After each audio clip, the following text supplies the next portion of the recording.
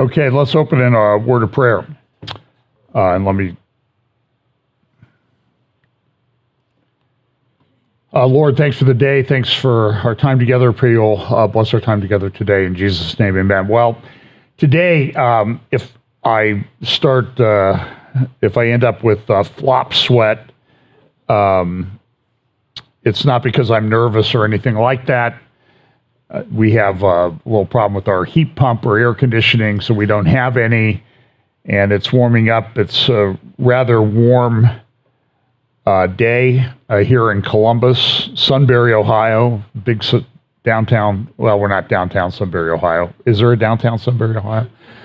And it'll be warm, so I may start sweating, but I have my little do-rag here, so my sort of terrible towel, and we'll take care of that. So this may be truncated, though, if it gets too hot, especially if it starts coming through my shirt. So we're going to talk about woke lunatics. I don't know what else to call them. I'm looking at what's going on in the world, and everybody has gone insane, except me and you. And I'm not so sure about myself, and I'm not so sure about you either. So, but everybody, it's just, it's kind of crazy out here. So these are some of the things that we talk about. I remind you, I spoke last week at a conference for Hope for Our Times in Rockwall, Texas, and you can maybe get access to those videos if you want, and then also the conference I spoke at with Hope for Our Times in San Marcos, California, about 6 weeks ago. hopeforourtimes.com. And so we talk about the acceleration, convergence, logistics, and understanding. Acceleration, everything as we get closer to the end is going to happen more and more quickly. And I don't think there's any doubt that we're in that time frame, because when I was listening to someone talk the other day, and they said, I used to do one of these updates a year and hope that I had enough stuff to fill an hour. And now I need to do one almost every day or more. And it's hard. I try to keep up, and I know people have said, we'd like to have you do something every day, but I'm a one-man band at home, and I have a wife who supports me by letting me do it. It's hard to get everything up. So everything's going to be happening quickly, and it's going to be happening all at the same time, and it's going to converge. So the way I look at it is all these different lines of Bible prophecy converge at a point at the second coming of Christ, but as they get closer and closer to that point, they converge, and it almost turns it into the vortex of a tornado, which is pretty powerful and very turbulent. And then there's the logistics part. There's some things that have to come into place before some of these events happen. And then also the understanding, and this is the verse we use in Daniel chapter 12, and I heard, but I understood not. Then said I, O my Lord, what shall be the end of these things? And he said, Go thy way, Daniel, for the words are closed up and sealed till the time of the end. Many shall be purified and made white, but the wicked shall do wickedly, and none of the wicked shall understand, but the wise shall understand.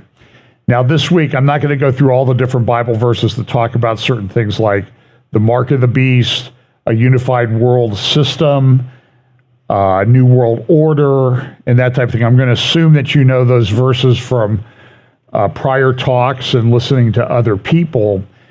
But so I'm going to go through a lot of those things. We're going to talk about some wars, rumors of wars, things that are happening, and how quickly things can change. So the first thing I'm going to talk about, and again, this is my depiction of the seals, the birth pangs of Revelation, and then also what Jesus talked about in Matthew chapter 24. And those are going to open. And so there's different views on this, okay? So some think they have to open within this last 7-year period of human history. Others think they open before that. Others think they've been opening for a very, very long time. I'm not sure I agree with that, but certainly they're going to increase in intensity and they're going to ultimately reach their impact. For example, the fourth seal says that he's given power over a fourth of the earth to kill with the sword. Now, some people interpret that means that a quarter of the earth dies. And some people say, well, a quarter of the earth will die before the abomination of desolation. I don't think that's what that verse says. You're allowed to disagree with me and still be my friend. You know, there's a lot of disagreement in Bible prophecy. Why? Because it talks about future events. The event is not a fact until it happens. My contention has been for some time that we need to be looking, we need to have our views, but we need to understand that we may need to adjust our views. I don't think, look, Hal Lindsey's book, written in, I think it was published in 1968 or 69, it was a great evangelistic tool. However, I think it was a bit on the simplistic side. It didn't get to some of the complexities of Bible prophecy that we're seeing now. And the world changed since 1969. You may have noticed that. A lot of things have changed. The culture has changed. The church, when I say church, I mean sort of the broad spectrum of the church has changed. And it is changing. I don't even have time to go into it today, but there are all kinds of surveys out that say that people are far less religious now than they ever have been. And at the same time, as you see church attendance go down, you see anxiety and unhappiness go up. Now, that doesn't mean just because you go to church, you're going to be happy, but there's a correlation there between not going to church, not being together with other believers, and your, frankly, sanity. You really need to be in fellowship with other believers. So I think, again, I have friends who say, oh, a quarter of the earth will die before the abomination of desolation takes place. And that's sort of like, that's not sort of like, that is one of the linchpins, pivot points of the end times. The abomination of desolation spoken of by Daniel the prophet and Jesus in Matthew chapter 24, verse 15, because he ties a lot of things to that. For example, he says the abomination of desolation takes place, and then a few verses later, and then shall be a time like no other time. So that, my view, that's when the time of Jacob's trouble is. That will get me a lot of hate mail. But if you look at Jeremiah chapter 30, where the time of Jacob's trouble is discussed, what does it describe it as? A time like no other. Jesus says it's a time like has never been nor ever shall be. I think those two are related. So my view of the time of Jacob's trouble is that starts after the abomination of desolation. Immediately, yeah, probably. But it certainly starts after. And by the way, I can show you people who hold all kinds of different rapture timing views that hold to that view. It's by no means the view of just a certain rapture timing view. It's the view of people with all of the different rapture timing views. So let's look at some things. So here's, and I've been away for a couple weeks. I did talk a little bit about some of this in my talk in Texas. I did a midweek update. I also did a thing with Tony at Minute to Midnight this week. You can find all those on, you can find my midweek on YouTube. Click under the live tab. And by the way, there's some things I'm probably not going to talk about in my updates that are streamed live on YouTube, because Google is getting really bad. So if I do have something like that, I'm going to stream on Rumble. But I will be honest with you, I'm not that happy with Rumble. A lot of times I go to listen to something on Rumble and it's not working. YouTube is the best platform out there that's public and free and has a wide reach. But they're getting more and more restrictive. And I don't know how long we'll be able to be on YouTube. So I talked about some of these things, but I'm going to sort of recapitulate them again since I haven't been here for a couple of weeks. So this is what became Putin's nemesis, Prigozhin. The head of the Wagner group was killed in a plane crash, jet flying from Moscow to St. Petersburg. It was somewhere around 28 to 30,000 feet. It was his private jet. He was on the passenger list. And there's dispute as to whether it's a surface-to-air missile, air-to-air, or a bomb. Some people have seen parts of the wreckage and said it looks like a missile hit it and exploded from the outside because there are pockmarks on the fuselage. I don't know that we'll ever know. Russia has come out and confirmed it. Putin also on the plane was the number 2 in command of the Wagner group, Dmitry Utkin. This is his obituary that made it into the Times of London yesterday or today. And this guy was a mean dude. He has Nazi-type tattoos. He was obsessed with the Third Reich and some of the things that they did. I think one of the most interesting things was, so here's a video of the plane going down, and on the right is Putin at a memorial, not at the same time, but relatively shortly after the plane went down in Russia. He went to this memorial service or memorial ceremony for people who had defeated the Nazis in World War II. He gave out these things, and so because he was doing that at the time or shortly after the plane went down, some publications like the Wall Street Journal picked up on the analogy to The Godfather. Not one of Pam's favorite movies, but certainly I do like it. Even though I've seen it probably 80 times, I don't know. I just think it's a very unique piece. Somebody said it's not accurate. I'm married to an Italian lady, and the death scene of Vito Corleone, where he dies in the garden among the tomato plants, is not accurate, because if that was really true, his Italian wife would have been yelling, "Watch out for my plants! Don't you follow my plants." But there was the analogy, because there's a scene in The Godfather where Michael Corleone is becoming the godfather of his sister's son. And while that's going on, they're out killing all of his mafia rivals. And so there is, I think, a fairly good analogy between what happened. In the war in Ukraine, you've seen a shift in the mainstream media that things aren't going very well for Ukraine. They're not making that much progress. They're losing a lot of support among some countries in the West. There was an attack. If you see this area here, there's a Russian air base here.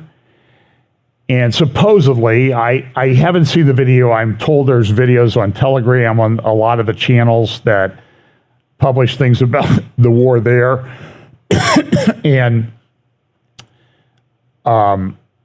Ukraine claims that they sent drones in to that base, and they destroyed some of the big transport planes that Russia has, like similar to our C-5s. If you remember at the beginning of the Ukrainian war, Ukraine had the largest airplane on the planet. This was a huge thing that they had designed and built. And it was destroyed in an airstrike or missile strike by the Russians.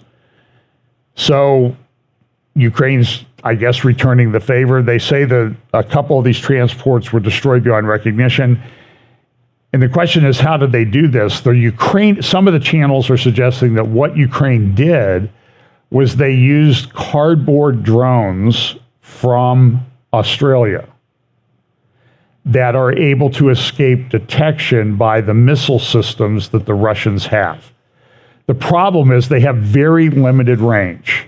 So that raises the one of two possibilities. One, Ukraine was able to get some special forces or guys into this area of Russia, which is, like here's, I mean, the whole country of Belarus. Belarus is this area here, and Ukraine's way down here at the bottom.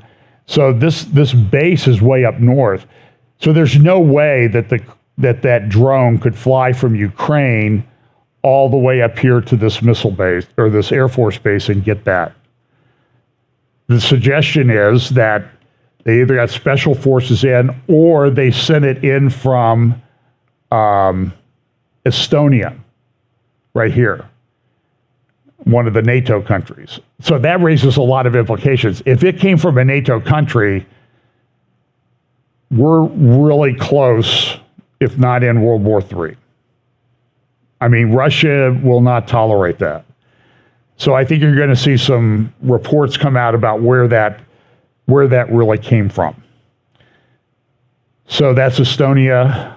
That's if you remember, they had one of the big high-tech digital identification seminars there, world seminars there a few years ago. They're sort of out at the leading edge of that.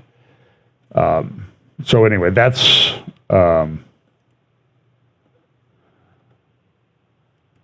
that. So let's go on to the next topic. So this is going to be a very interesting month. So the UN is having the SDGs Summit 2023, September 18 and 19. So you have 2 weeks before all of these lunatics descend on New York City. They're also having their fall meeting. It's done in conjunction with the fall meeting. And you're going to hear all about these sustainable development goals. Here's some things from the website. Guterres says the SDG Summit in September must be a moment of unity to provide a renewed impetus and accelerated actions for reaching the SDGs. Because what they say is, look, this was essentially a 15-year plan when they came out about 2015. We want to get them done by 2030, so we have 7 years left. Now, some people in the Bible prophecy circles have picked up on it and said, oh, well, this is the covenant with the many, and that means the 7-year period is going to start in a couple of weeks. It's also interesting that this meeting does coincide with some of the fall holy days of Israel, the Feast of Trumpets, which ticks off the 10 days of awe leading up to Yom Kippur. So there's this meeting that takes place. And here's the Sustainable Development Goals of the UN. There are 17 of them, and they want to, it's their goal is to control everything. I'll show you some more near the end of my talk this morning. No poverty, zero hunger. Now, I'm going to show you some things, and you're going to say, like, oh, no, wait a minute. I thought they wanted zero hunger. Why are they pushing this? Other related organizations. Peace, justice, and strong institutions. And what's the old saying is, who wants to live in an institution? I think the inmates are running the asylum now, it appears. Sustainable cities and communities, that's number 11. Reduced inequalities. By the way, go to YouTube or Facebook or someplace and find John Kerry testifying about one of the senators or Congress people asked him about carbon dioxide levels. And they said, assuming the earth is old, which I don't agree with, but 2 million years ago, or the carbon dioxide levels were 5 times what they are now. And what Kerry was stumbling around. Well, I just don't have the exact data in front of me, and I can't remember the numbers that you were using. Well, why is it different? And he said, well, because there's humans around. And there are humans around. Now, he didn't answer truthfully what he should have said. What he really meant was, there are humans around that want to control everything that you do. And I'm one of them. And don't you dare judge me for my carbon footprint. He talked about this congressperson or senator, said that one of the things that Kerry has proposed, our government has proposed, is that we capture carbon dioxide and store it. The cost of this is something like $40 quadrillion to do this. Where are we going to get the money from? I mean, we're way over in debt already.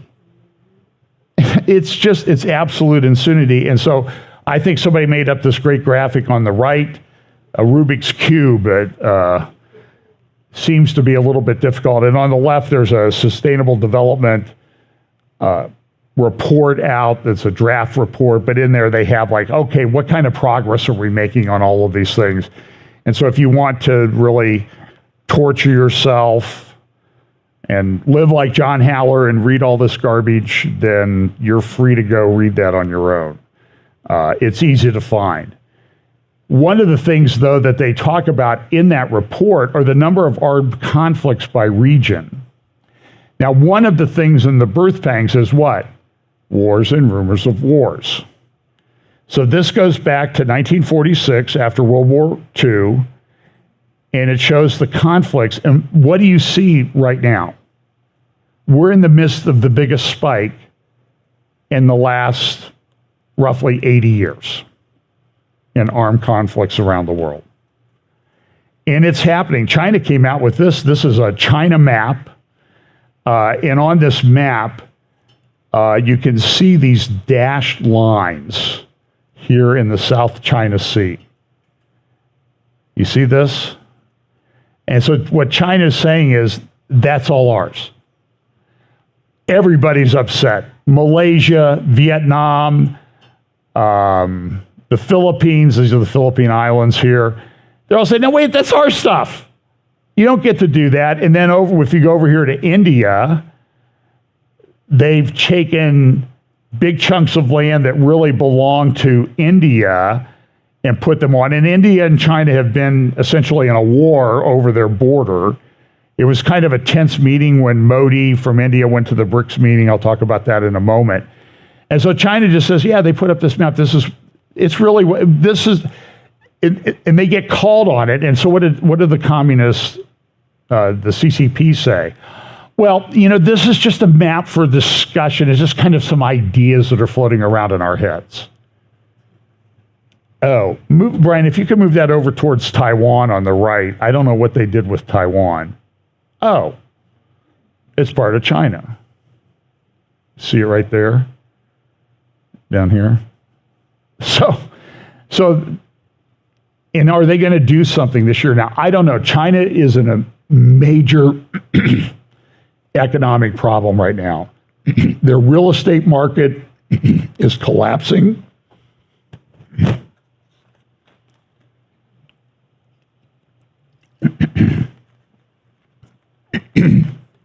Excuse me. The fresh air of central Ohio in the fall and the dust. China's real estate market is collapsing. Some of their biggest real estate companies have filed for bankruptcy. Their debt to GDP ratio is like 3-to-1, which is way above what ours is. Ours is bad enough. Theirs is 3-to-1. And I'm seeing this more and more, China is in major economic decline. Not economic decline. They're in economic decline. They're in demographic decline. A demographic decline, reduction of population that has never been seen in a country that hasn't been in a war or involved with a plague of some kind or pandemic.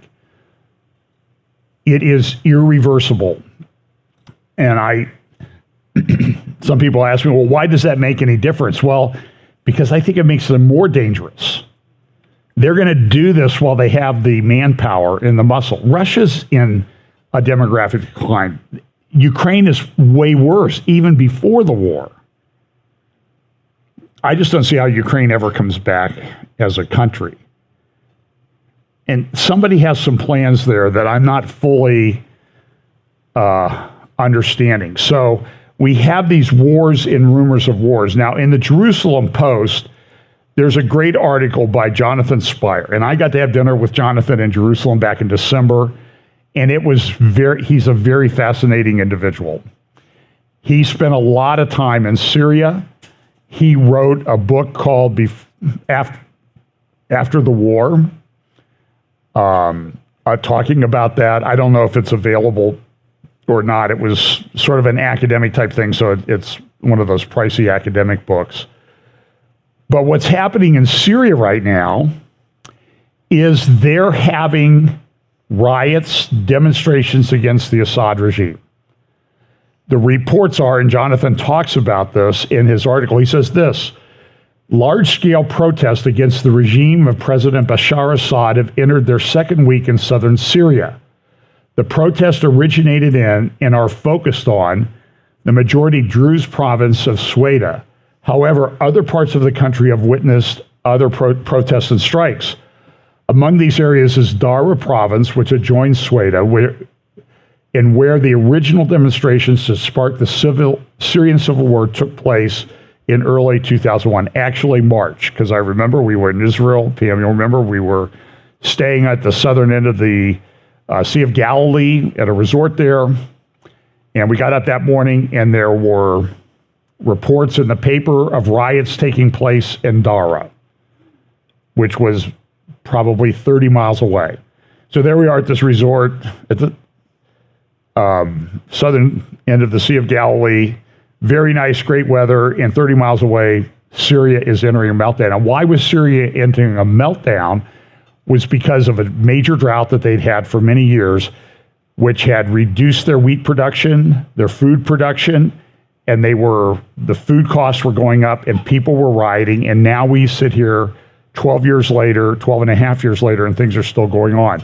This was discussed by Pippa Malmgren at the World Government Summit last year in Dubai. Here's what she had to say. Essential to this region is the extraordinary hit to the supply chain of food. Mm-hmm. And I think we cannot leave this event without speaking about the need to prepare now to prevent a catastrophe. Because the loss of the fertilizers from both Russia and Belarus, the enormous increase in the oil price, which directly hits farmers around the world, already has caused a jump in the wheat price, which is the single most important foodstuff for this region. And last time we saw this, that was a major contributing factor to the Arab Spring. So now is the time to think through how will we solve this? And that will be part of the answer of what will the new order work like. And there is this concern about food everywhere. Famine, the grain deal, Russia has effectively destroyed the Ukrainian ability to export food. Ukraine is one of the most important food-producing countries on the planet. I've mentioned the Atlantic Council did a study, and they said Ukraine properly managed could feed the world. And that might actually be accurate. But it's not going to. It's not coming back. There's all kinds of problems with fertilizers and other issues. We've had droughts in major parts of the United States. I've talked to people who were out west, and they just said, boy, the corn, I think somebody told me this down in Texas, the corn looked pretty good early in the year. Like, does anybody really want Texas sweet corn? Come on. I mean, it's Ohio sweet corn, right? But the ears this year up here are like, I've never seen them that big.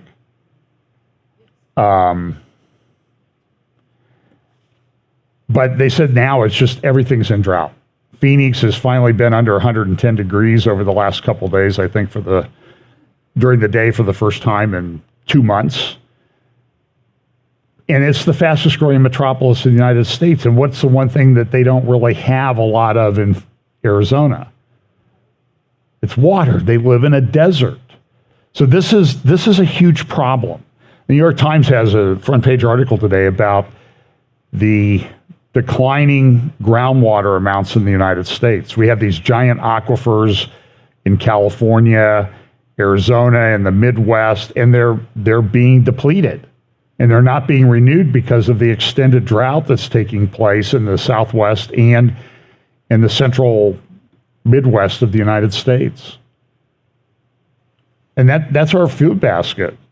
And the other thing is that you may have noticed that food prices have gone up? I went to Costco the other day and I saw some steak for $9.99 a pound, and I thought, what a bargain. 3 years ago, I would have said, they're out of their minds if they think and it just took a little while of conditioning us, that, okay, $9.99 for New York strip, that's a pretty good price. And here we are. The LA Times had an article the other day about a summer of discontent in the sizzling Middle East. And they're having problems in the Middle East. So I don't think we're over a food crisis by any stretch of the imagination. And when people get hungry, they get hangry, right? As they say.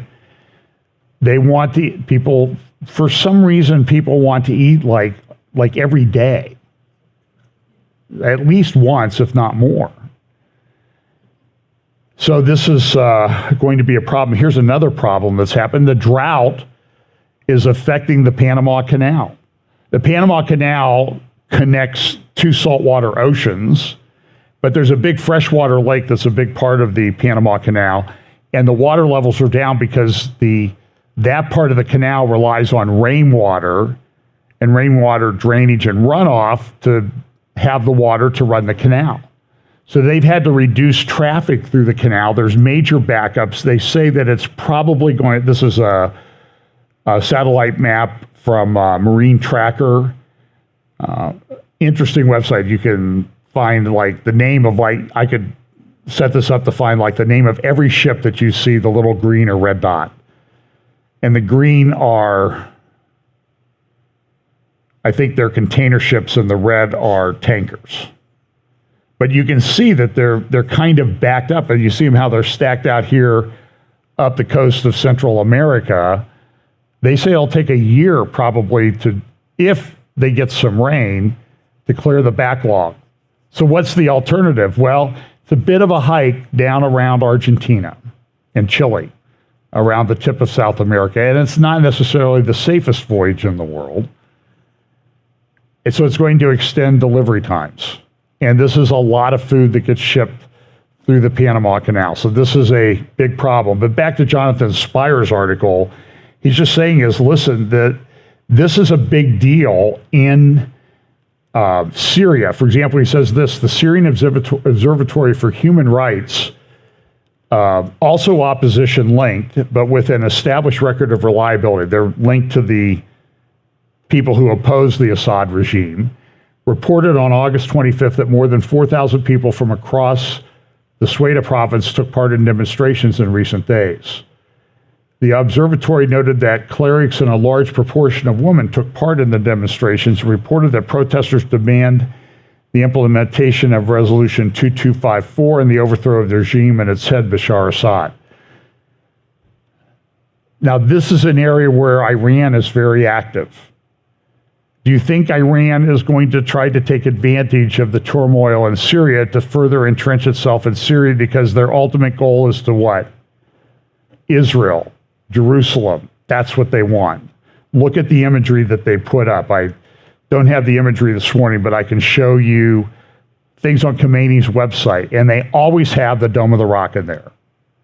When they announce new weapon systems like a drone or a ballistic missile, that sort of thing, I call it the Dome of the Rock bouncy house. That blow up Dome of the Rock that they have, that they put there behind the people who are announcing this new weapon system. Why? Because that's where they want to end up. That's what they want to control.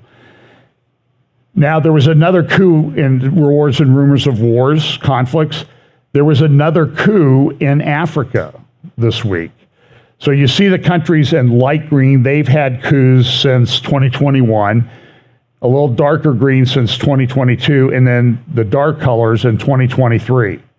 So the whole way across the Sahel of Africa, the sub-Saharan Africa, have had coups. And now this week in Gabon, where the family has ruled for 50 some years, I think, very corrupt, very wealthy.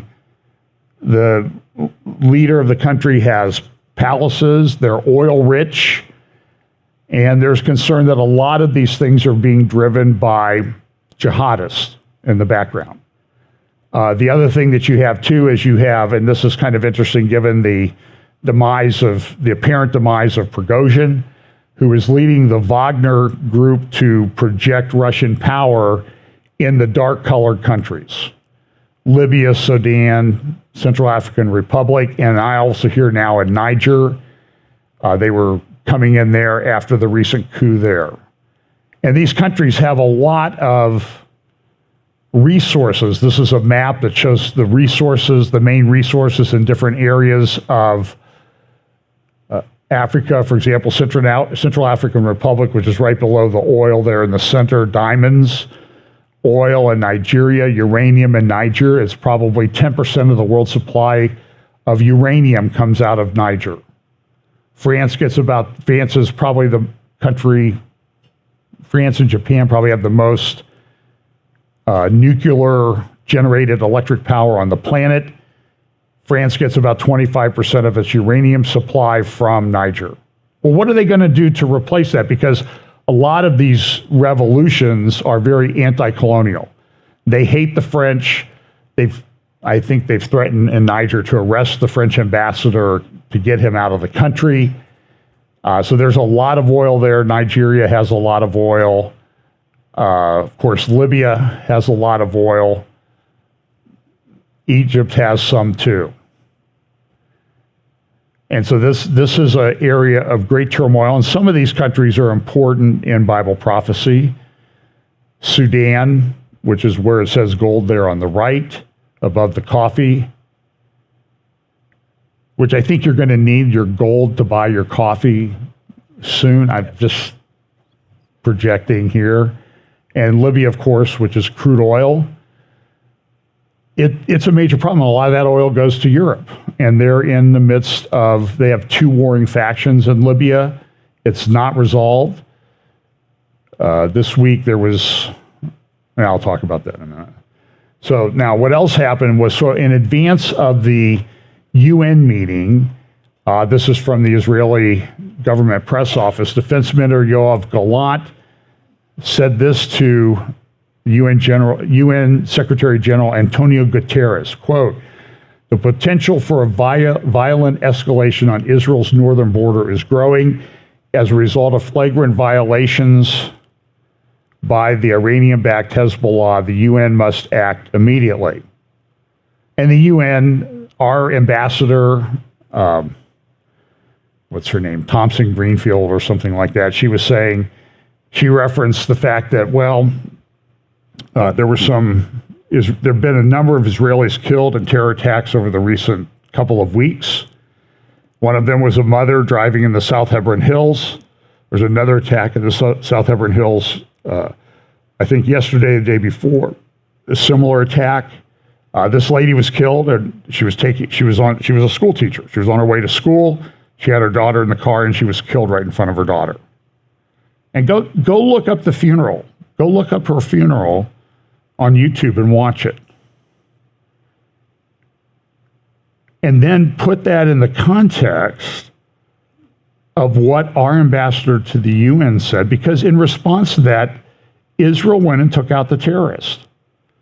There was a stabbing on the light rail line north of the old city. I was on that light rail line just last December. It was near where my hotel was.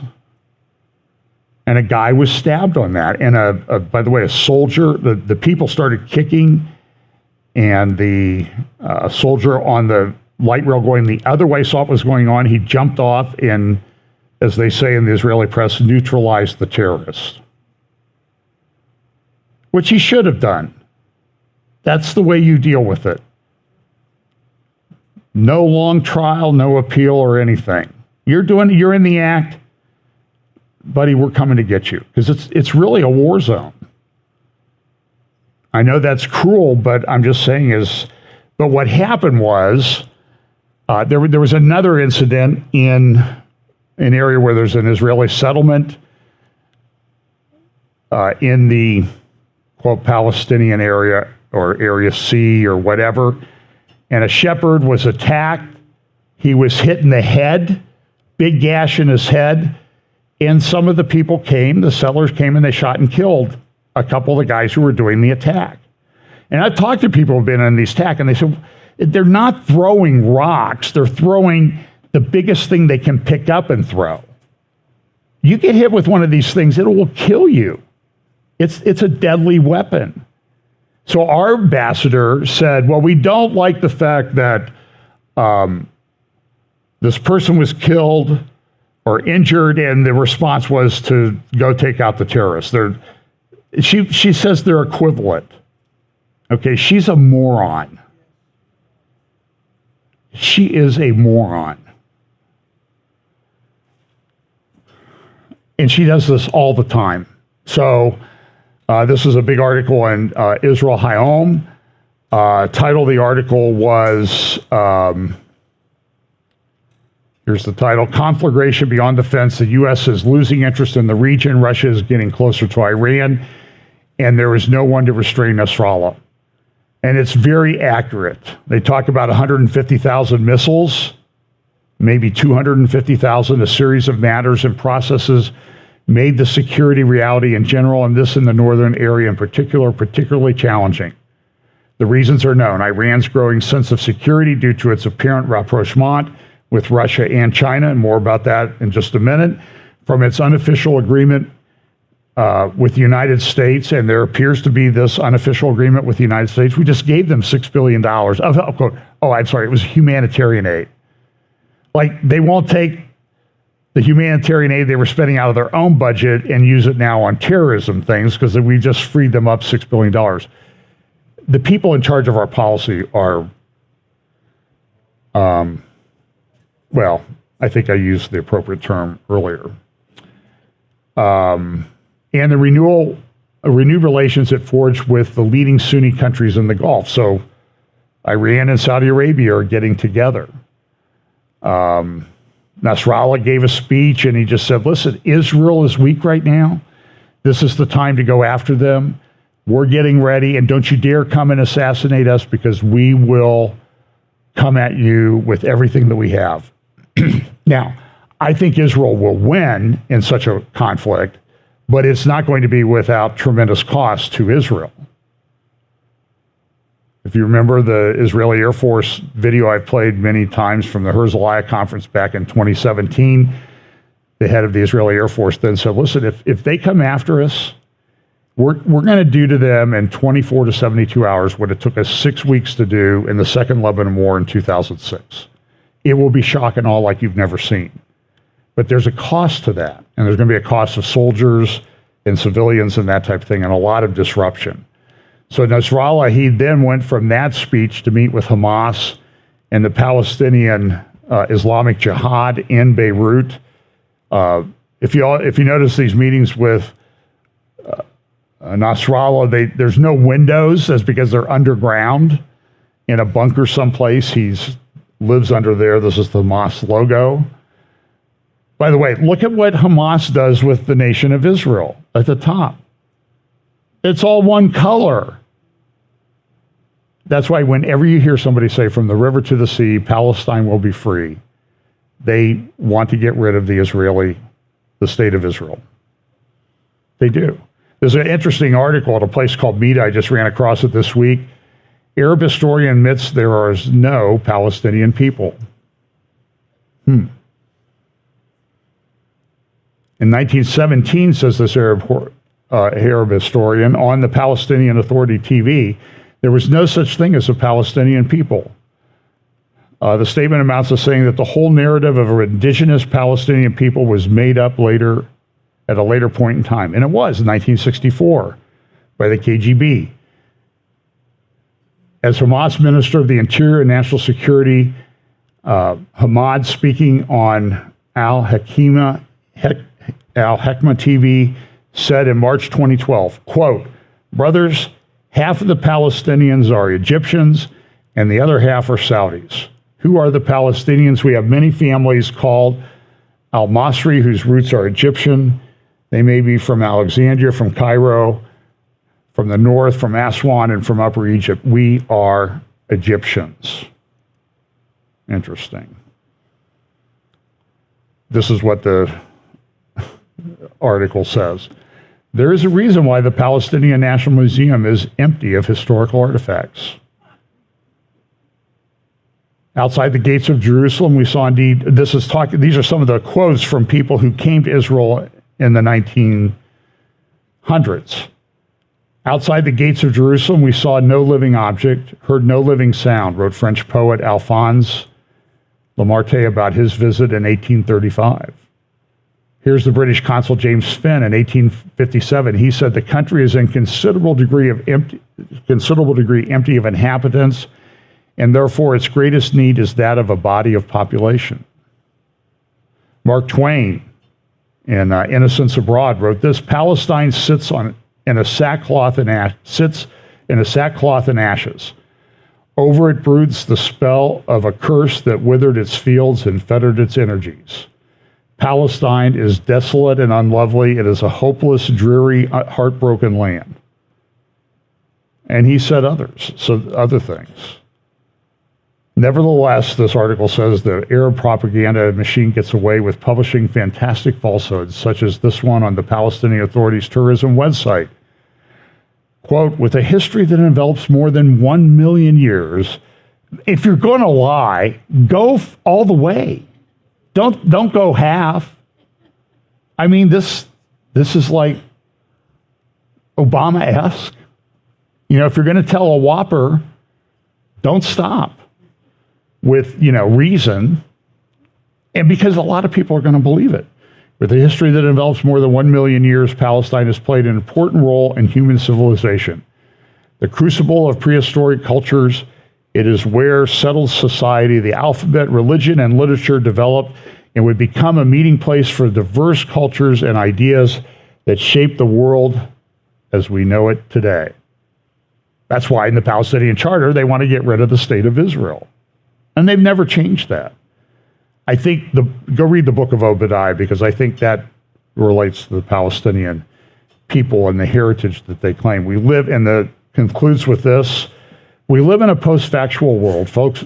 Facts no longer have any currency, unlike feelings and ideological posturing.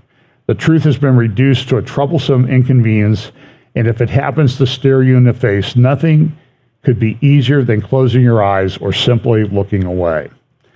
Now, this is an article from Caroline Glick in jns.org. There's a big potential political upheaval coming. I don't know if it's going to happen. I think she's right.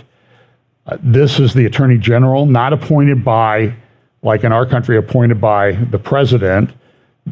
She was appointed by the Supreme Court, I believe, and she really hates Netanyahu. So there's this rumor floating around that Netanyahu's going to resign if the Saudis will enter into a normalization agreement with Israel, and he'll get rid of all of his criminal cases and he'll go away and never run for office. Now, that was published on an ultra-Orthodox website.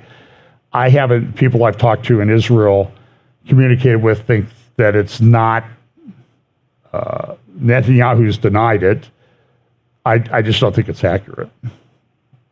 But Esther Hayut, the president of the Israeli Supreme Court, sitting in the center chair there, has in front of her a petition to remove Netanyahu from office. She's leaving this month sometime, and the fear among many who support Netanyahu or who are just watching what the court has done over the years, they're saying, look, she may grant this on her way out because she's going to go off and she'll, have her nice little pension and vacation home, that sort of thing. So what does she care? And she gets rid of the guy that she hates. And she has a legacy that a lot of people will like. So there's still a lot of protests, and that's why Israel looks weak to people like Hamas. There was this article at, I think this is also, I can't remember the name of the website, but it's a law and business. Oh, it's a law and business website for Reichman University at the Harry Ratzinger School of Law. An analyst wrote this: the initial constituent authority and the restrictions that imposed on it, Ehud Barak, Volume 8. And on the right is a article, law journal article, that Aaron Barak has written. He's a former president of the Israeli Supreme Court, and about 30 years ago, he put in this reasonableness law, and that's allowed the court to do everything. So what he first ruled was that Israel doesn't have a constitution, so they have basic laws. And in the basic laws, they set up the court and how it's supposed to operate and that sort of thing. It's power. But it wasn't enough power for the leftists. It's very similar to what's happened in the United States with the courts. So they make it up. Just like this lunatic prosecutor down in Georgia, she made everything up. By the way, all this stuff they said that Trump said in this phone call about the election, getting some votes, finding more votes, the media has totally misrepresented this. Just like they misrepresented what he said in Charlottesville. It's total propaganda. These people are lying to us.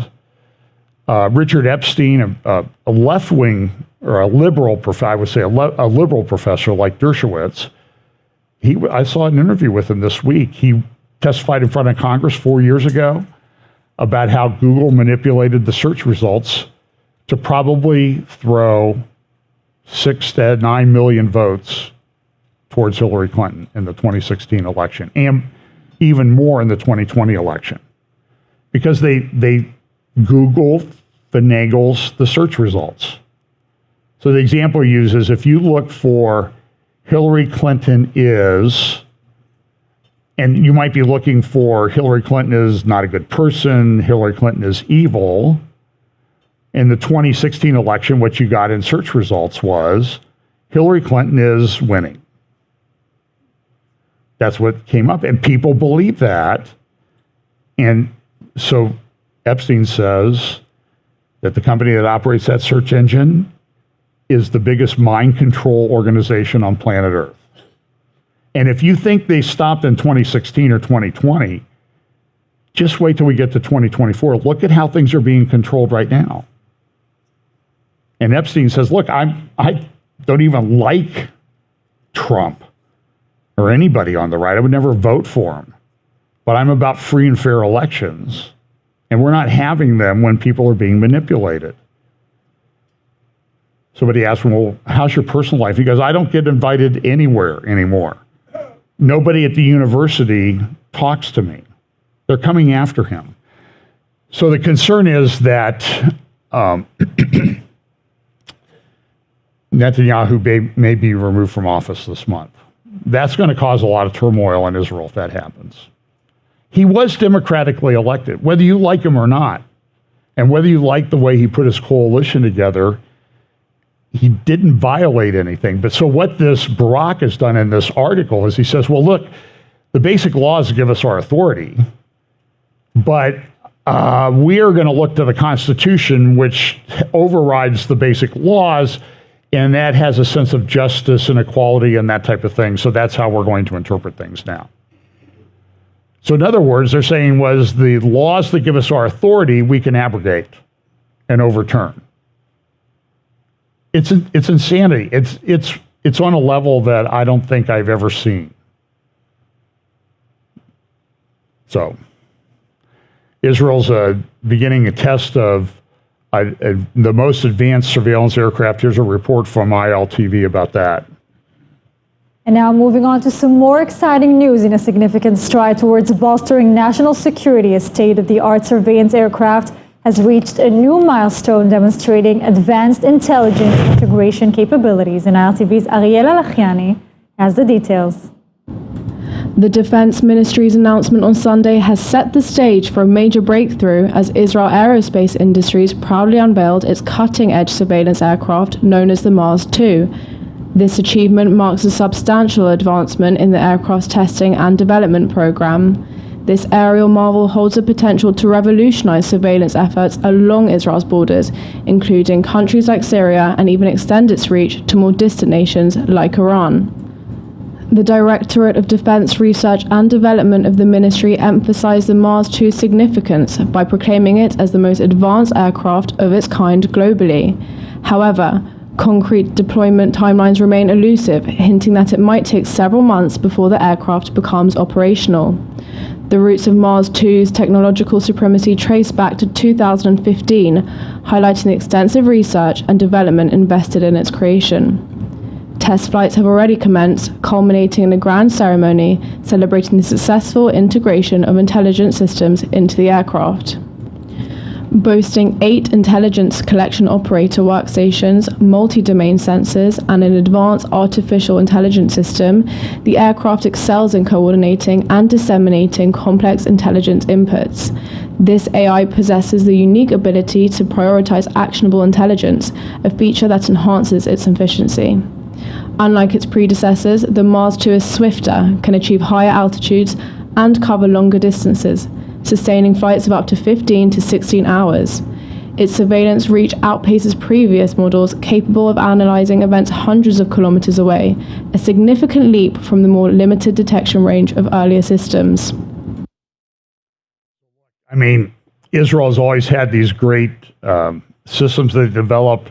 Raphael's developing the laser system, says that some of the laser systems that they're developing to take down drones and missiles and that type of thing at a cost of just pennies or dollars compared to tens of thousands or hundreds of thousands of dollars that it costs for Iron Dome, those might be operational in a year or two. Well, that's not going to do anything right now. They're very limited range.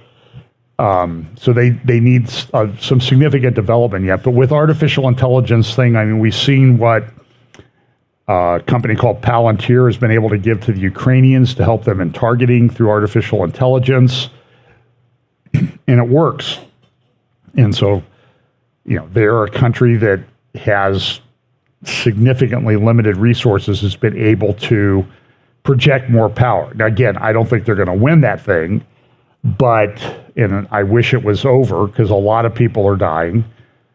Numbers are that it's probably over 500,000 on both sides. It might be that much on either side, maybe both sides. 500,000 dead or injured, and significant injuries because of the mines and stuff like that. But Israel, you remember back in, when was it, about 2007 or 8, they had the North Koreans were helping Syria build a reactor up along the Euphrates River in Syria. And Israel flew up the Mediterranean coast. They flew across southern Turkey, dropped their extra fuel tanks, came down, bombed the thing, and there wasn't a shot fired at them. And how did that happen with all those defense systems in that area? And the answer was they had a plane that they had developed that was built by Grumman, I think, in Long Beach. Can't remember the name of it off the top of my head, but they put that plane up and it jammed all the radar all the way everywhere. And they're very good at that. They're enhancing the F-35s that they buy from us. They're just getting ready to buy a whole nother squadron. Maybe we ought to ask them for some aid so we can buy some of them back. But anyway, so this is an article at Memory, Middle East Media Research Institute. Recommend that you follow it. They do a lot of translation. And so here we see this signs of possible war in September, October. So September, October is going to be a big deal. It's the Jewish feast days, as I mentioned, Feast of Trumpets, Yom Kippur, Day of Atonement. All of this is coming. I mean, this is growing provocations by Hezbollah on Israel's northern border. Number 2, adoption of Gaza fighting methods by Islamist terrorist organizations in the West Bank, such as the firing of rockets and excavation of command and control tunnels. And a lot of that is being funded by Iran. Number 3, possibility of clashes in Al-Aqsa during the Jewish holidays in September, potentially sparking violence outside Jerusalem as well. 4, increased threats of comprehensive regional war. And number 5, possibility of unprecedented rise in the number of Israeli fatalities following use of deadly new weapons, compelling Israel to respond even at cost of comprehensive war. That's what's going on. This is a video of the stabbing that took place at the light rail line north of the old city. And there was a ramming attack. Soldier was killed yesterday. Now, remember all this stuff about Israeli gas? This is a graphic that I made up to show the disputed lines. And remember, now what's happening is that Lebanon has actually put a drilling rig out there to try to extract the gas. A lot of that area that was disputed was given to Lebanon. That was done under the auspice of a guy named Amos Hochstein, who was in the Obama administration and is now in the Biden administration. He's sort of the energy Middle East guru. So he came in, and Israel was going to, build a pipeline. They were going to finance it. It was going to take a few years to get gas from there to Europe. Hochstein came in probably a year and a half ago and said, no. We're not really into carbon-based energy stuff anymore. We're not going to help you finance that. We're not going to make any guarantees. We're going to interrupt that. You'll have to do something else. So Israel has a lot of gas they can use. They can do desalination plants, which means they have water that a lot of countries in the Middle East don't have.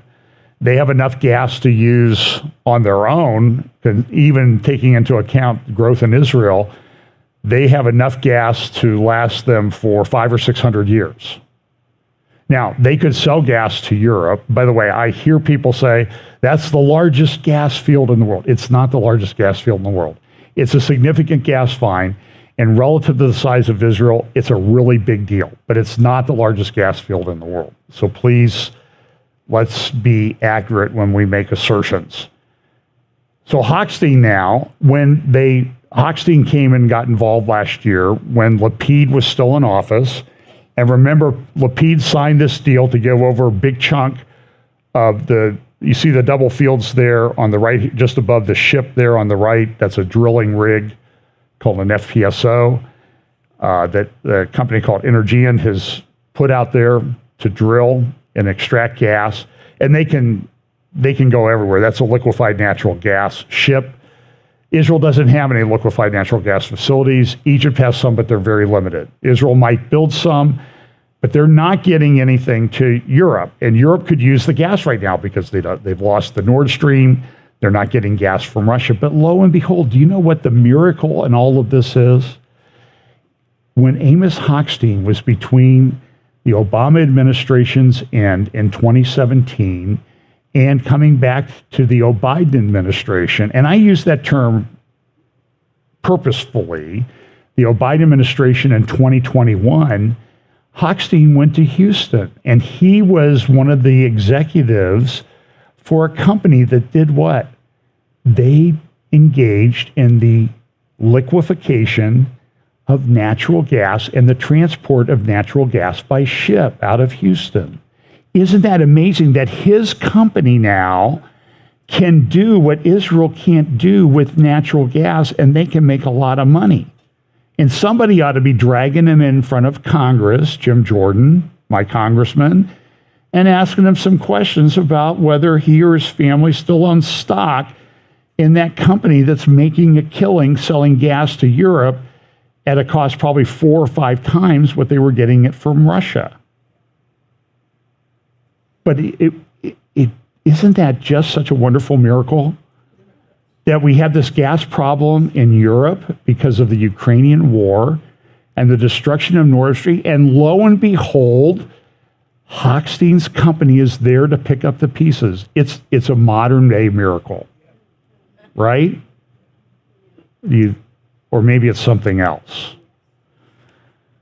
Okay, so, and by the way, when he did the deal with Lapid and got Lapid to sign it, by the way, like the Obama administration with the JCPOA, They never have presented that to Congress for approval. Lapid signed it, so he never had to submit it to the Knesset for approval because he was in a caretaker government. There was no Knesset at the time, so he signed away billions of dollars that are going to go to Hezbollah. And at the time, Hochstein said, oh, but we're not making any decision about the border between Israel and Lebanon because that's been in dispute since the Second Lebanon War. And we have UN troops, they're just renewing the UNIFIL troops to be there for a longer. And so Hochstein said last year when this happened, oh, we're not really interested in determining the border between Israel and Lebanon. So guess where old Amos is right now? Well, he's in Israel and Lebanon. Doing what? Talking about how they're going to delineate the border between Israel and Lebanon. I'm sure he's not lying. I just had no plans. Things have changed on the ground. Nothing's changed. You were lying before and you're lying now. This is our government messing around with Israel, and I don't think it ever ends well. Jordan's King came out and said, hey, look, Christians are under fire in Jerusalem, and there's a lot of things going on in that space. You need to pray about that. Some Christian ministries are trying to get their ministers in on visas, and there's been some difficulty in doing that. One of whom I know. I don't really want to go into it too much because I don't have all the details, and I know that things are changing and they're in process. So just pay attention to that. And I think there's one time I would agree with King Abdullah II, okay? You got this one right. So about time. So here's what's happening this week. So September's going to be a big deal. Putin and Erdogan are meeting tomorrow in Sochi, Russia, and they're going to talk about grain and the Syria and the global crisis. And I'm sure everything is going to happen there. We're going to be very comfortable with everything that happens in that meeting. Now, you remember Erdogan was the guy, I've shown you this graphic many times. When Trump came out in December 2017 and said, I'm moving the U.S. Embassy to Jerusalem, Erdogan went ballistic. His main mouthpiece, a newspaper called Yeni Sefek, I've shown you the pictures before, he came out and said, the problem of the Quds problem, we need a resolution to the Quds problem. Erdogan immediately convened a meeting of the Organization of Islamic Countries to talk about the Israel-Jerusalem problem and how that needed to be resolved. And in that newspaper was also published a very detailed graphic of the Middle East and all the Islamic countries in green, and pointing towards Israel were tanks, missiles, planes, ships, subs, aircraft, all these sorts of things, pointing at Israel, which was red right in the middle of all that. Now, if a Bible prophecy teacher put that up and said, hey, this is the graphic that I did for Ezekiel 38 and 39, people would say, you're making that up. You crazy Bible prophecy guys, you're making that up. We didn't make that up. It came from the guy on the left there. By the way, he's 2 days younger than I am. What do you think? How am I holding up? So, I'm sort of nervous when they get this. This is also, now, he seems to live a very charmed life. Everybody's pronounced him dead politically many, many times, and he comes in and he wins way bigger, even when there's not a lot of allegations of corruption. He wins in a landslide almost, relatively speaking. And they hate him. A lot of people don't like him. And they have major economic problems. But now here, this is from the Financial Times the other day, Istanbul beating London and Frankfurt in 2023 IPO race. What? People are investing in Turkey like crazy. I think this is setting up Bible prophecy. Turkey is a major, major significant country. So are all those stand republics in Central Asia that have a lot of oil, and they're Turkmenish. Turkmen, same ethnic background as a lot of the people in Turkey. So there's an ethnic identification there. There's a religious identification there. And remember, there's that city in Astana, or whatever they call it, in Kazakhstan. They got all those, the pyramid things and the globes and the pyramid building of peace and that type of thing. Some people think the UN's going to end up there. Well, that's something I think worth watching. But it'll be interesting to see what happens with the meeting between Putin and Erdogan, because there's always game playing that's going on. Remember this video? This is Erdogan coming in. This is when he's meeting in Russia with Putin, and he's there, okay, I'm waiting, and then you see that it's minute 15, minute 25, minute 30. Now take a seat here, kind of tired. Oh, time to go. Oh, there we are. Look at the smiles. Everything is great. Now, when Putin came to Istanbul to meet, or Ankara to meet with Erdogan, this is what happened the next time.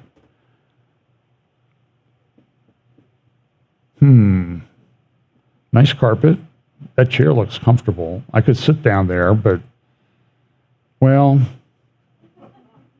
I wonder if my yacht is in good shape. Did they check the oil in my yacht? Have they redone my $1 billion home? I was having some wallpapering done. I hope nobody's filming this because I don't look very good.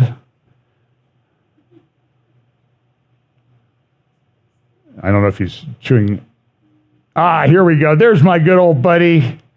Right on time. Look at that. Everybody's happy. So these guys play games with each other. That's the point. And this alliance in Ezekiel 38, 39, it will be. Do you remember I've showed that before, I think?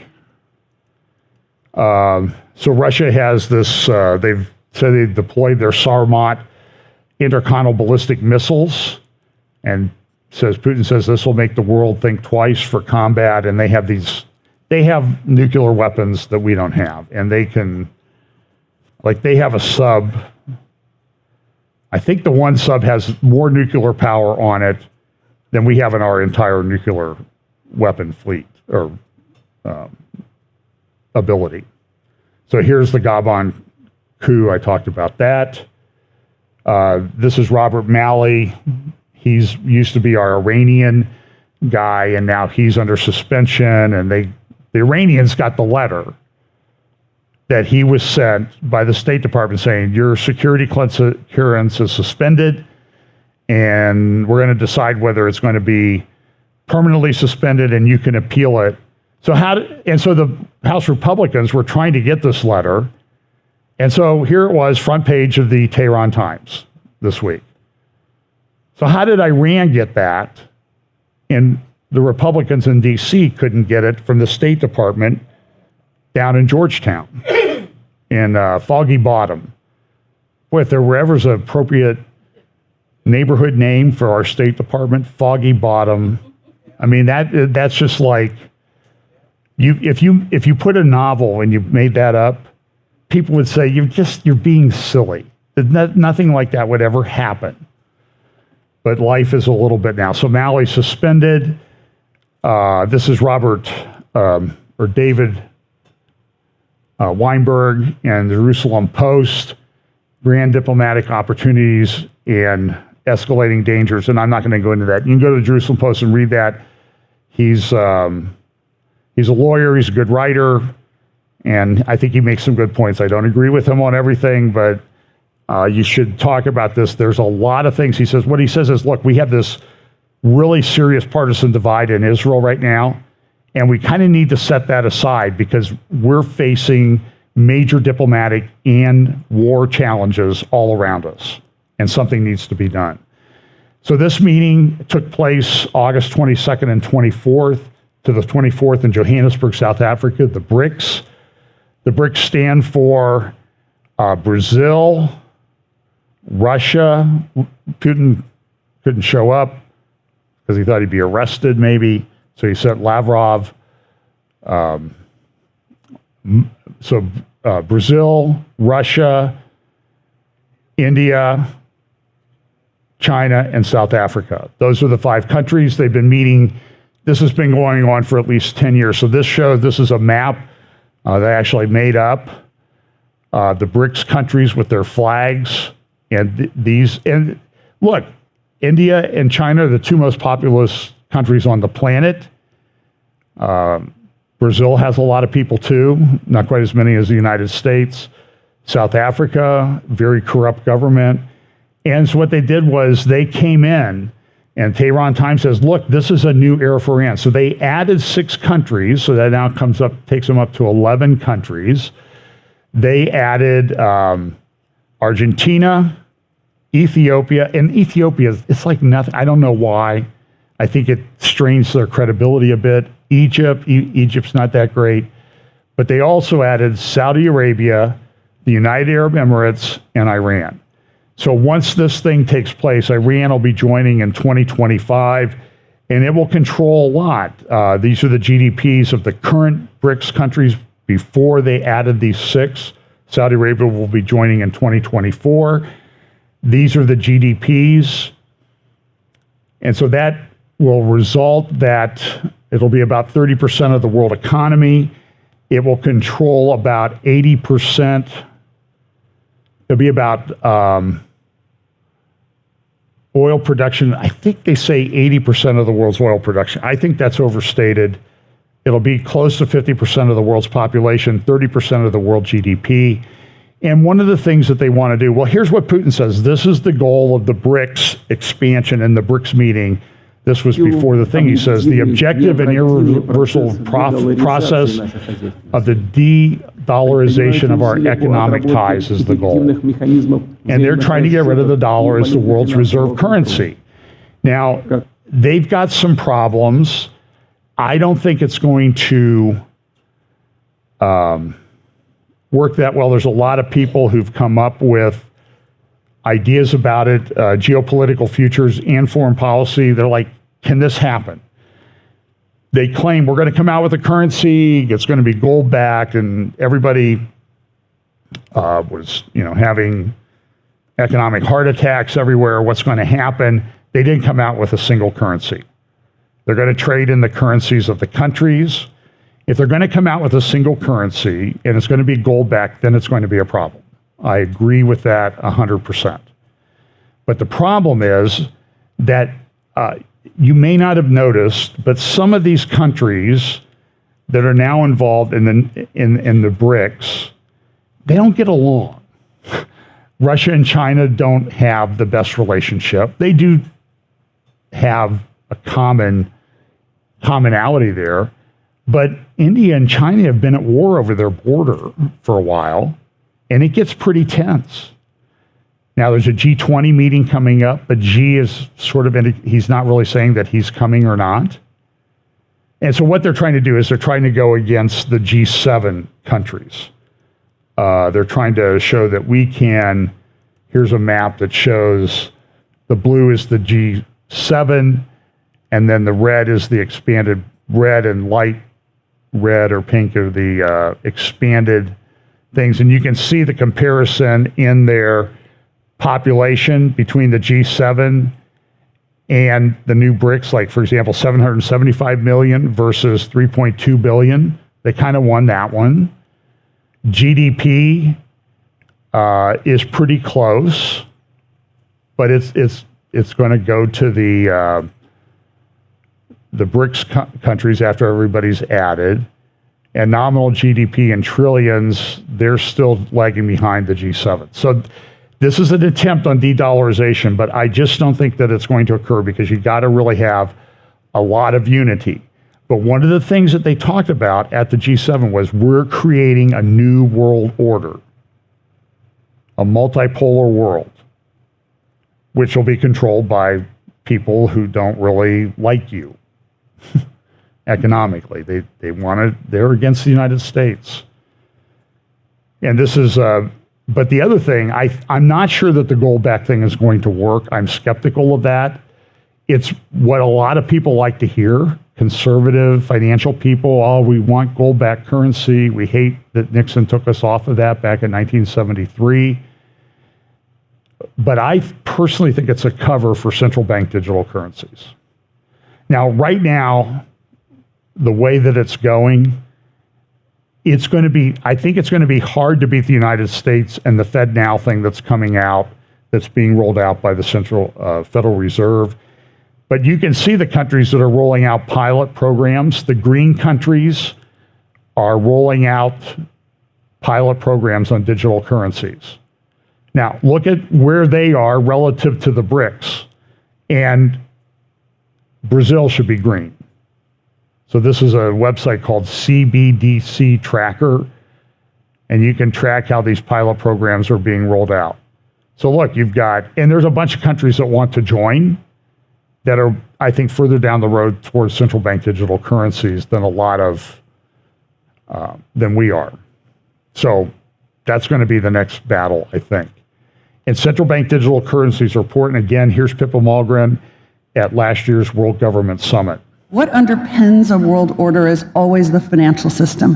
What we're seeing in the world today, I think, is we are on the brink of a dramatic change where we are about to, and I'll say this boldly, we're about to abandon the traditional system of money and accounting and introduce a new one. And the new accounting is what we call blockchain. It means digital. It means having a almost perfect record of every single transaction that happens in the economy, which will give us far greater clarity over what's going on. It also raises huge dangers in terms of the balance of power between states and citizens. In my opinion, we're going to need a digital constitution of human rights if we're going to have digital money. But also, this new money will be sovereign in nature. Most people think that digital money is crypto and private, but what I see are superpowers introducing digital currency. The Chinese were the first. The US is on the brink, I think, of moving in the same direction. The Europeans have committed to that as well. And the question is, will that new system of digital money and digital accounting accommodate the competing needs of the citizens of all these locations so that every human being has a chance to have a better life? Because that's the only measure of whether a world order really serves. That was a year ago. They'll have the next World Government Summit in early October in Dubai. That's one of the big conferences of the world. The Financial Investment Initiative Institute in Saudi Arabia will also have one in November, their 7th meeting. That's another very important public gathering. Not quite as important as the World Economic Forum in Davos, but pretty high up there as they talk about policy things. And one of the things we're going to be talking about this year is, guess what? Artificial intelligence. And who's using that? I need to quit here because I'm afraid I'm going to drip into an electrical outlet and I'll either end up in a puddle or a flash. And everybody will think, oh, the rapture happened. Where did John go? So this is Iran's doing their drone arm. There's a big report from the U.S. about Iranian drones in in Ukraine and how they're being used, and they're taking them apart. They're showing that these are really Iranian drones. I don't have time for the rest, but they're going to go into, here's the Saudi meeting that's coming up, October 24 and 26 next month, a couple of weeks after the World Government Summit. There's going to be enough video to just bore you to tears, just playing clips of these guys as they come and speak. And look at what they said in the last Financial Investment Initiative, Meeting 6. What was one of their big things? Enabling a new global order. So they're all talking about it, and they're moving that way. And so we have this artificial intelligence. And so we talk about the Abraham Accords, but the interesting thing about the Abraham Accords is that who are two of the parties in the Abraham Accords? United Arab Emirates and Saudi Arabia. And what did the Financial Times report recently? Saudi Arabia and UAE buy NVIDIA chips to power AI drive. They're the biggest purchaser of AI chips. The Gulf powerhouses aim to be leaders in AI as they pursue ambitious plans to turbocharge their economies. But the push has raised concerns about the potential misuse of the technology by the oil-rich states' autocratic leaders. Yeah, we should worry about them and not our own people, because we would never do things like the county of Santa Clara did in tracking Calvary Chapel, San Jose, using a thing called geofencing. They purchased data and tracked the people at the church because, well, you're not staying home when we told you to stay home, and we're tracking you. And now we know how many showed up at your meetings. And so there's a big lawsuit now between Calvary Chapel, San Jose, and County of Santa Clara, and I hope they win. This is Jason Wang, who's the CEO, the only CEO that NVIDIA has ever had, and all the things that they're into and what they're analyzing with AI. Now, AI startups are having problems financially, but that's not the point. The point is, what's the big picture that's going on? And the big picture is pretty scary. There's a couple books I would recommend that you read. The Evil Twins of Technocracy and Transhumanism by Patrick Wood, who's been here to speak. And Joe Allen's new book just came out the other day, Dark Aeon, A-E-E-A-E-O-N. And they're trying to decide, is it aeon or eon? And they're arguing, well, Joe Allen says, well, it's not Aesop's fables, so it must be dark eon. And so I think he makes a good point. But this is the chip that NVIDIA, one of them, have developed for AI, has at least 200 billion transistors in it. And they're selling this where? Saudi Arabia, United Arab Emirates, the Line, Neom, the Muqab, and Riyadh, all of this thing. And I just looked, this is a compilation of time covers over the years. Is God Dead from back in 1966 and 2010 or 11, 2045, the year man becomes immortal and the end of humanity. And I played that clip of Yuval Harari at Google saying, I love Silicon Valley because this is where the religions that will control humanity in the 21st century are being created. Doing some research on this, I'll close with this. This is an article, The March of the Technocrats, from Financial Times in 2018. And in this article, it refers to a guy in Canada who is leading the push for technocracy. This is an economic system, not political, they claim, not religious, but we see that people are turning into a religion. And this guy named Handelman was one of the major backers of this in Canada. Canada banned it. The guy named Handelman, his name was Handelman, he got ticked off and he left Canada and he moved to South Africa. Now he's passed on, I believe. But his grandson is someone you might be familiar with. Now, he was a technocrat to the extreme. His grandson is named Elon Musk.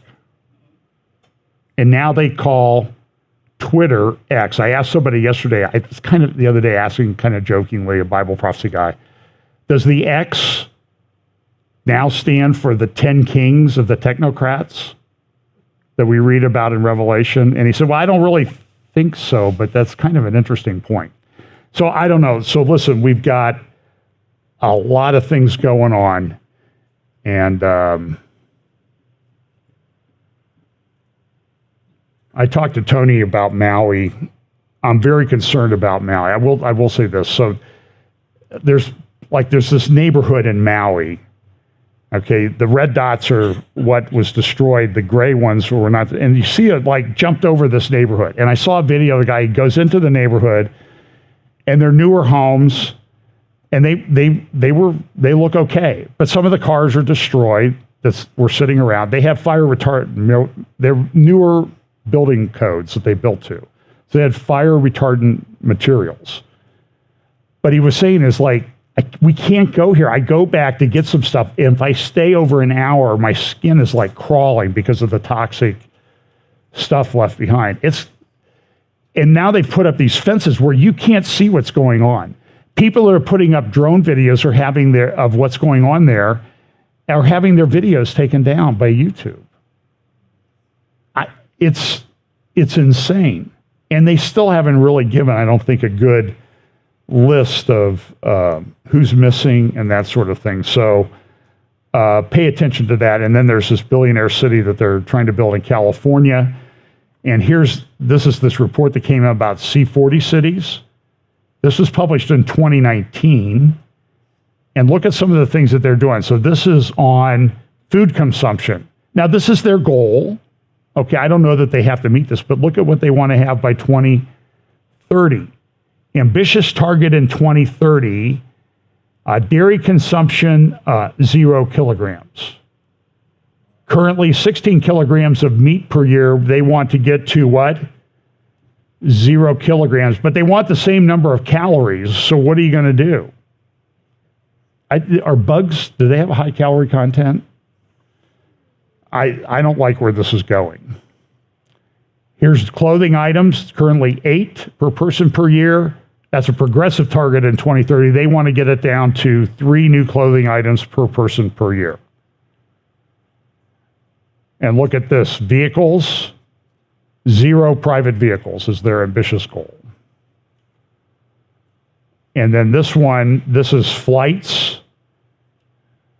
And I didn't get the blow up. Its ambitious target is 1 short haul flight less than 1,500 kilometers every 3 years per person.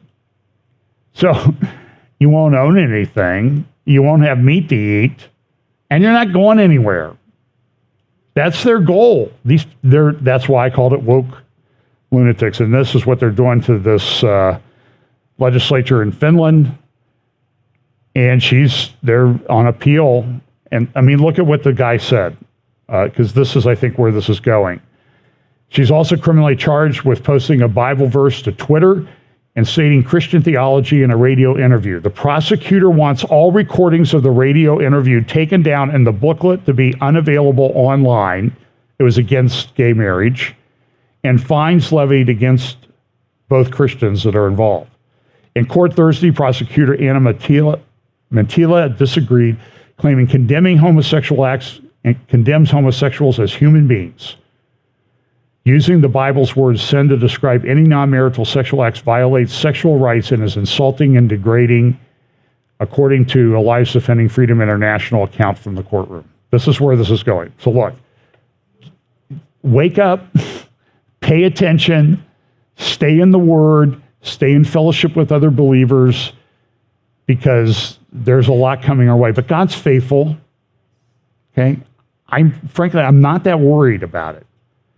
I mean, maybe today was a good test. No air conditioning at FBC on a very hot, muggy day in the summer. So look, let's pray. Lord, we're so grateful that you took the time to give us information in your word about things that we could expect so that we could prepare, and that we could take that information and warn others and use that as a way to open up discussions about the gospel, the truth of the Word of God, and your soon return. We just pray that you will give us those opportunities, help us to stand firm in the faith and never waver. Fill us with your Holy Spirit so we can do this effectively. Bless us this week. In Jesus' name, amen.